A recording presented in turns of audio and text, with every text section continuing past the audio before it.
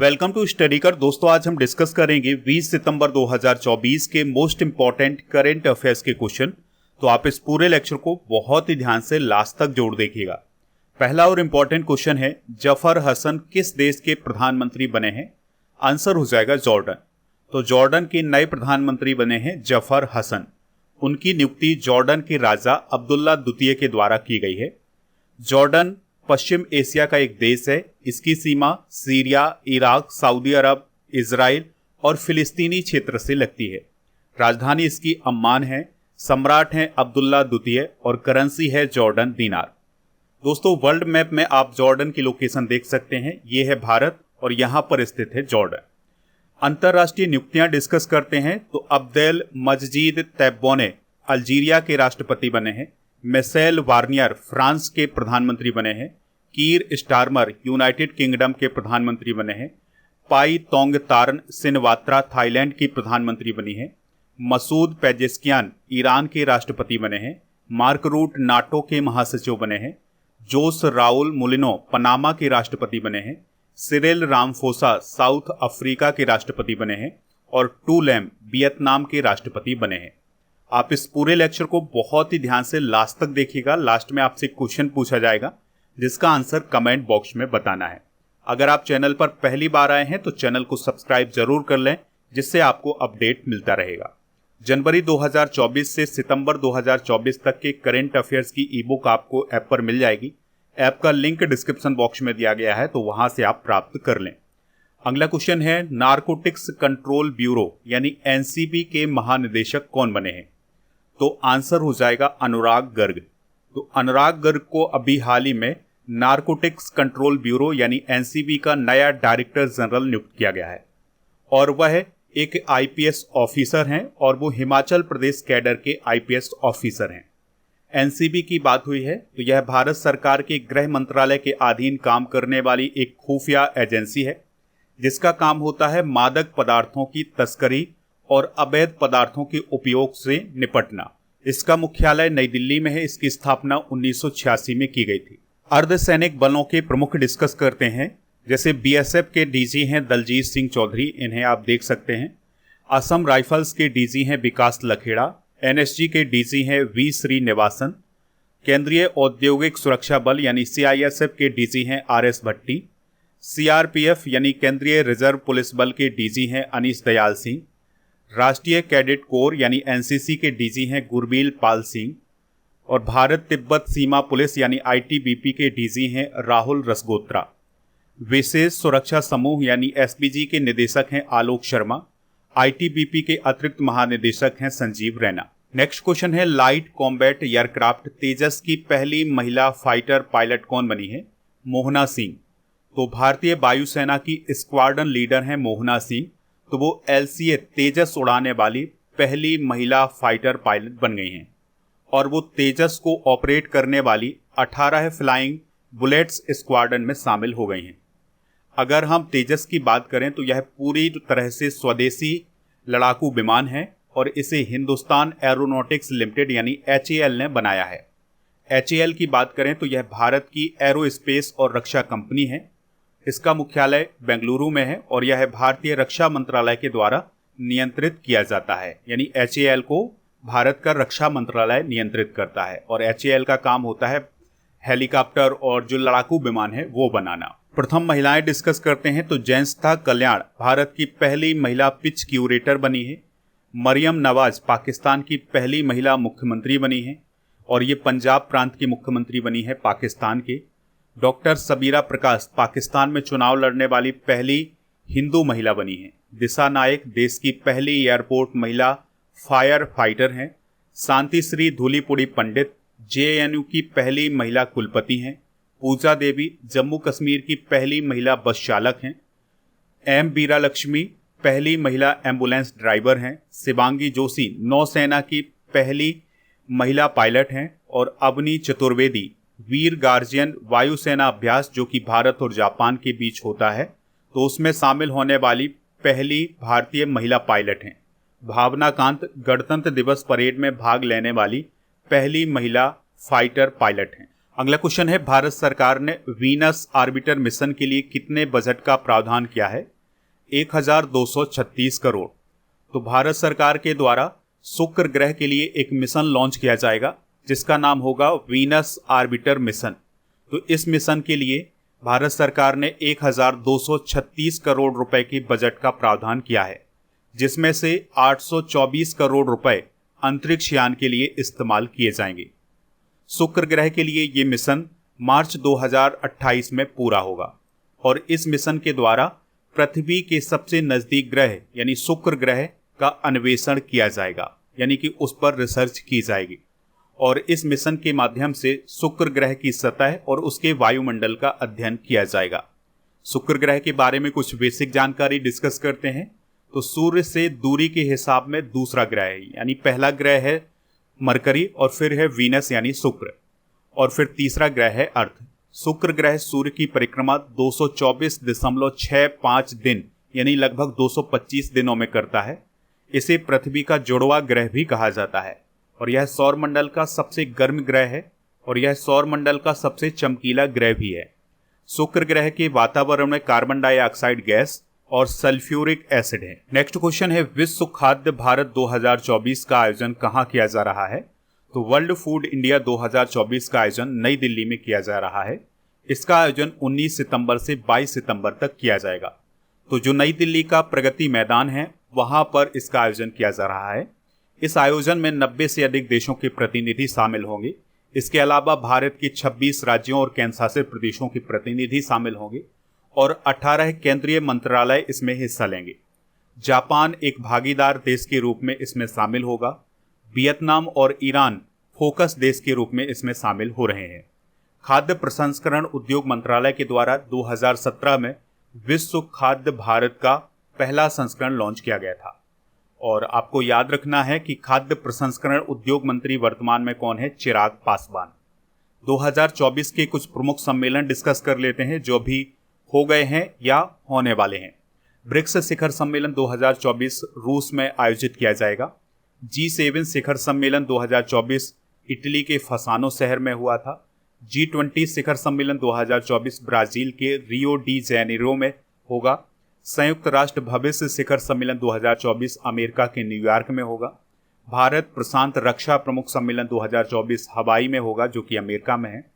WTTC यानी world travel tourism council का वैश्विक शिखर सम्मेलन 2024 पर्थ ऑस्ट्रेलिया में हुआ है।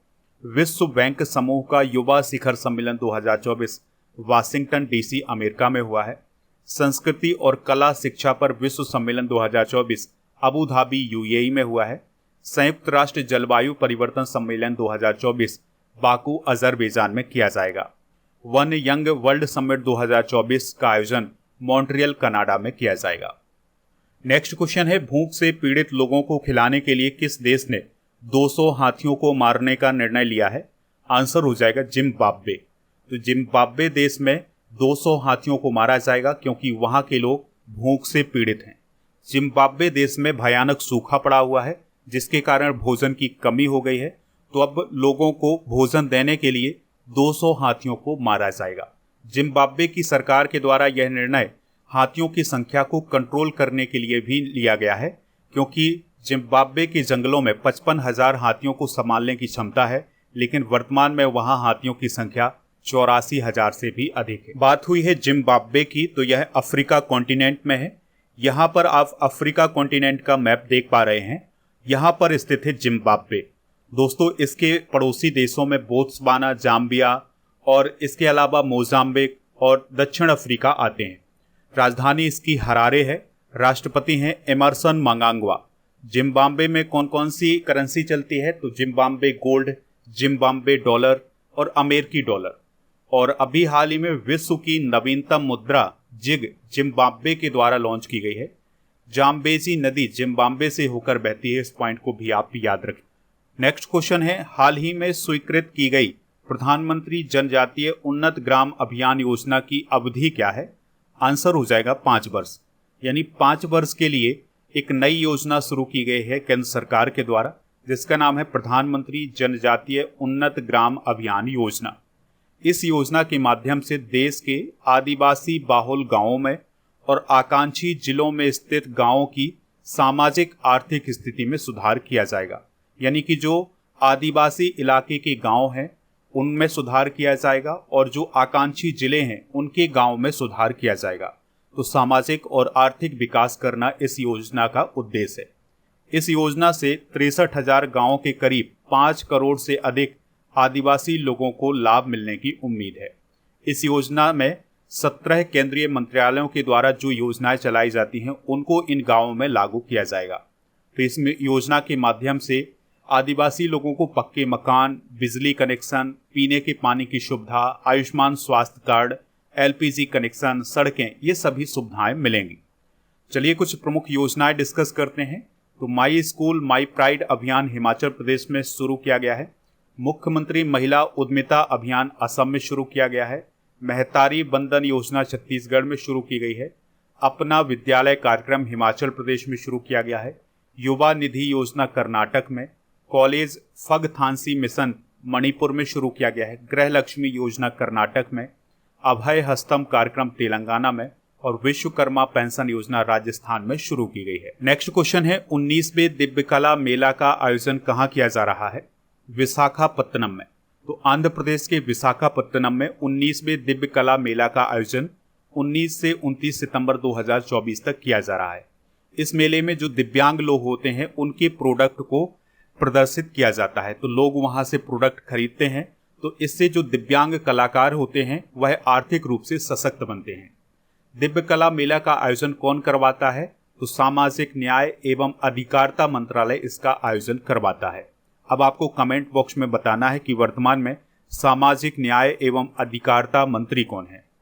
दोस्तों, जो 19वां दिव्य कला मेला आयोजित किया जाएगा इसमें जम्मू और कश्मीर, पूर्वोत्तर राज्यों के हस्तशिल्प, हथकरघा, कढ़ाई के काम और डिब्बा बंद भोजन आदि का प्रदर्शन किया जाएगा। मेले की बात हुई है तो कुछ इंपॉर्टेंट मेले डिस्कस करते हैं। गंगा सागर मेला पश्चिम बंगाल में लगता है। हेमेस गोम्पा मेला लद्दाख में। अंबुबाची मेला असम में। नैना देवी मेला हिमाचल प्रदेश में। कोलायत मेला राजस्थान में। माघ मेला प्रयागराज में। श्रावणी मेला झारखंड में। मेदराम यात्रा तेलंगाना में। त्रिशूर पूर्णम केरल में। कुंभ मेला प्रयाग, हरिद्वार, उज्जैन और नासिक में लगता है। पुष्कर मेला राजस्थान में। नौचंडी मेला उत्तर प्रदेश के मेरठ में और सोनपुर मवेशी मेला बिहार में लगता है। नेक्स्ट क्वेश्चन है भारत की जीडीपी में सबसे अधिक योगदान देने वाला राज्य कौन बना है? महाराष्ट्र। तो प्रधानमंत्री की आर्थिक सलाहकार परिषद की एक रिपोर्ट के अनुसार 2023-24 में महाराष्ट्र जीडीपी में सबसे अधिक योगदान देने वाला राज्य बना है। तो भारत की जीडीपी में महाराष्ट्र का योगदान कितना है? 13.3%। उत्तर प्रदेश की जीडीपी की हिस्सेदारी है 9.5%। बिहार की हिस्सेदारी है 4.3%। पश्चिम बंगाल का योगदान है 5.6%। और आपको याद रखना है कि कर्नाटक, आंध्र प्रदेश, तेलंगाना, केरल और तमिलनाडु सामूहिक रूप से भारत की जीडीपी में 30% योगदान देते हैं। प्रति व्यक्ति आय के हिसाब से सबसे अमीर राज्य कौन है इस रिपोर्ट के अनुसार? तो उसमें दिल्ली है, फिर तेलंगाना, फिर कर्नाटक, फिर हरियाणा, फिर तमिलनाडु। इस रिपोर्ट के अनुसार प्रति व्यक्ति आय के हिसाब से सबसे गरीब राज्य कौन है? तो वो है बिहार, झारखंड, उत्तर प्रदेश, मणिपुर और असम। यानी इन राज्यों की जो प्रति व्यक्ति आय है वो सबसे कम है। नेक्स्ट क्वेश्चन है हाल ही में नालको के सीएमडी कौन बने हैं? आंसर हो जाएगा ब्रजेंद्र प्रताप सिंह। नालको का फुल फॉर्म क्या है? National aluminium corporation. तो नेशनल एल्यूमिनियम कॉरपोरेशन के अध्यक्ष और प्रबंध निदेशक ब्रजेंद्र प्रताप सिंह बने हैं।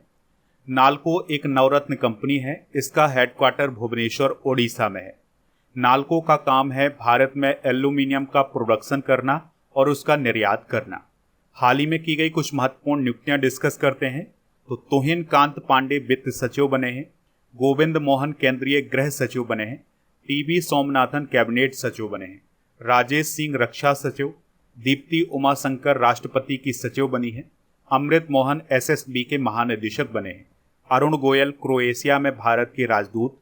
अपर्णा यादव यूपी महिला आयोग की उपाध्यक्ष बनी है। और शरद कमल ITTF फाउंडेशन के राजदूत बने हैं। ITTF का मतलब है इंटरनेशनल टेबल टेनिस फेडरेशन।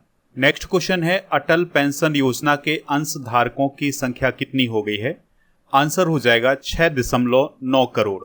यानी अटल पेंशन योजना में शेयर होल्डर्स कितने हो गए हैं? 6.9 करोड़। अटल पेंशन योजना 2015 में भारत सरकार के द्वारा शुरू की गई थी और इसका उद्देश्य है 60 वर्ष की आयु के बाद व्यक्तियों को न्यूनतम मासिक पेंशन प्रदान करना।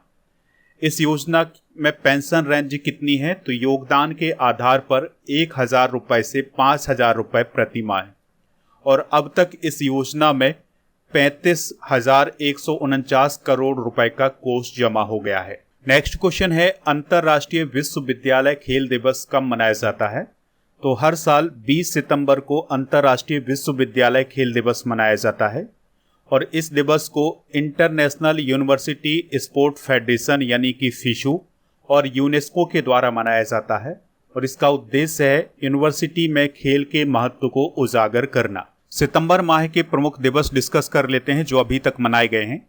1 सितंबर को LIC का स्थापना दिवस, 1 से 7 सितंबर तक राष्ट्रीय पोषण सप्ताह मनाया गया है, 1 से 30 सितंबर तक राष्ट्रीय पोषण माह मनाया जाएगा, 2 सितंबर को विश्व नारियल दिवस, 5 सितंबर को राष्ट्रीय शिक्षक दिवस मनाया गया है, 8 सितंबर को अंतर्राष्ट्रीय साक्षरता दिवस और विश्व फिजियोथेरेपी दिवस मनाया गया है, 9 सितंबर को हिमालय दिवस, international day to protect education from attack और विश्व इलेक्ट्रिक वाहन दिवस मनाया गया है, 10 सितंबर को विश्व आत्महत्या निवारण दिवस, 11 सितंबर को राष्ट्रीय वन शहीद दिवस, 14 सितंबर को हिंदी दिवस मनाया गया है भारत में, 15 सितंबर को अभियंता दिवस यानी इंजीनियर्स डे मनाया गया है भारत में और 15 सितंबर को अंतर्राष्ट्रीय लोकतंत्र दिवस और विश्व लिम्फोमा जागरूकता दिवस मनाया गया है। 16 सितंबर को ओजोन परत संरक्षण दिवस मनाया गया है, 17 सितंबर को विश्व रोगी सुरक्षा दिवस और हैदराबाद मुक्ति दिवस मनाया गया है। इसके अलावा 18 सितंबर को विश्व बांस दिवस मनाया गया है। तो ये है सितंबर में मनाए गए अब तक के प्रमुख दिवस। ये थे आज के करंट अफेयर्स के क्वेश्चन। चलिए अब हम कल के करंट अफेयर्स के क्वेश्चन एक बार रिवाइज करते हैं। बंदरगाह, जहाज रानी और जलमार्ग मंत्रालय के ब्रांड एम्बेसडर के रूप में किसे नियुक्त किया गया है? मनु भाकर को। मेलबर्न विश्वविद्यालय ने भारत के किस शहर में एक केंद्र खोला है? नई दिल्ली में। हाल ही में अभ्यास एक्या की शुरुआत कहाँ हुई है? चेन्नई में। भारतीय कला महोत्सव का पहला संस्करण कहाँ आयोजित किया जाएगा? सिकंदराबाद में। किस राज्य में सेल्यूलाइटिस रोग के व्यापक रूप से फैलने के मामले देखे गए हैं? तेलंगाना। कॉमनवेल्थ गेम्स 2026 की मेजबानी कौन सा शहर करेगा? ग्लासगो, जो कि स्कॉटलैंड का शहर है। केंद्रीय कैबिनेट ने देश में एक साथ चुनाव कराने के लिए किसके प्रस्ताव को मंजूरी दी है? One nation one election. हाल ही में सिद्धेश्वरी मंदिर का उद्घाटन किस राज्य में किया गया है? त्रिपुरा में। केंद्र सरकार ने चंद्रमा से मिट्टी और अन्य नमूने एकत्रित करने के लिए कौन सा मिशन लॉन्च करने को मंजूरी दी है? Chandrayaan 4 mission. South Indian international movie award 2024 में बेस्ट एक्ट्रेस क्रिटिक्स का अवार्ड किसे मिला है? ऐश्वर्या राय को। विश्व बांस दिवस कब मनाया जाता है? 18 सितंबर को। कौन सा एस्टेरॉइड यानी क्षुद्र ग्रह पृथ्वी की 2.5 महीने तक परिक्रमा करेगा? 2024 PT5। आज के जनरल नॉलेज के पिटारे में हम जैन धर्म से संबंधित कुछ इंपॉर्टेंट फैक्ट डिस्कस करेंगे। तो जैन धर्म के संस्थापक हैं ऋषभदेव। जैन धर्म के वास्तविक संस्थापक हैं महावीर स्वामी। जैन धर्म के भाग हैं श्वेतांबर और दिगंबर। किस भाषा का प्रयोग किया गया है? प्राकृत भाषा का। जैन धर्म को किस मौर्य शासक ने अपनाया था? चंद्रगुप्त मौर्य। जैन धर्म के 24वें तीर्थंकर कौन थे? महावीर स्वामी। जैन धर्म के 23वें तीर्थंकर कौन थे? पार्श्वनाथ।